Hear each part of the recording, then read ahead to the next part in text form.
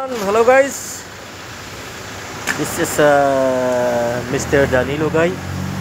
Nag-uulat, nagbabalita dito sa lugar sa unay sa Qasim, Saudi Arabia. Nagbigay sa inyo mga idea tungkol sa mga electrical sa mechanical trouble. Mayroon kong konting idea, ibabahay ko sa inyong lahat, mga kaibigan, mga amigo dyan sa Luzon, Visayas at Mindanao. Alright. So ngayon itong Lexus na lumang modelo, LS400 96 model, 1996 model. Start. Among kinalikot, lahat mga wiring nasira na. Now already start.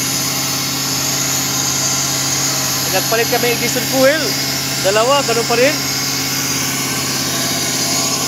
Ni-repair naman yung wiring sa air flow meter, nasira din. Ganun pa rin. Kaya ang problema yun walang spark sa spark plug. Walang kuryente. From here, no current, no spark.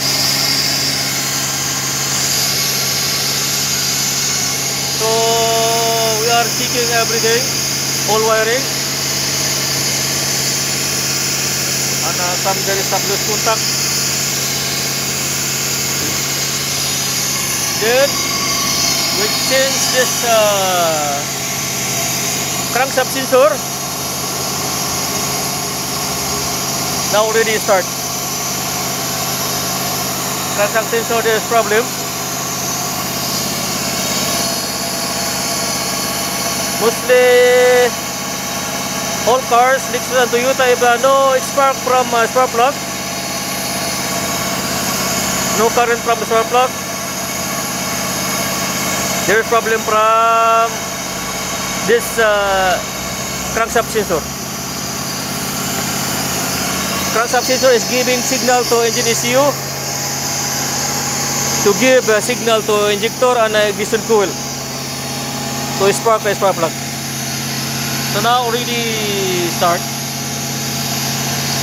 but some of wiring very already damaged. Dangerous some wiring.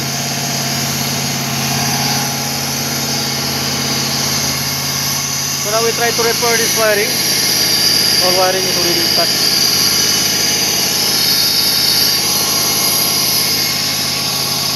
And we will observe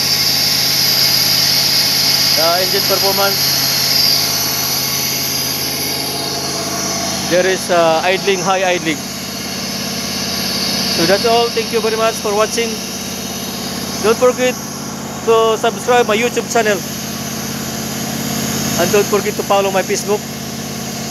Thank you very much. Daghang salamat sa inyong lahat sa pagsubaybay sa aking video. Okay.